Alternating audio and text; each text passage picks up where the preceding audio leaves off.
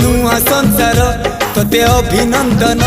तो चल बाटरे झरफुल चंदन तो चल बाटरे झरफुल चंदन समयर चक्का भौरी घुरे घुरे फुले कांदनालो चढ़ीबु तू फूल सवारी धीरे धीरे फुले कांदनालो बाहादर सुख परा विधाता देइछि तोते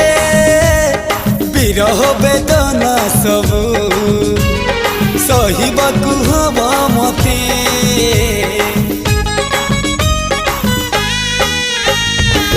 सिंथी तो रहेला सिंदूरी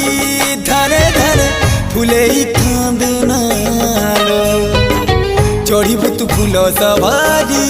धीरे धीरे फुले कांदना।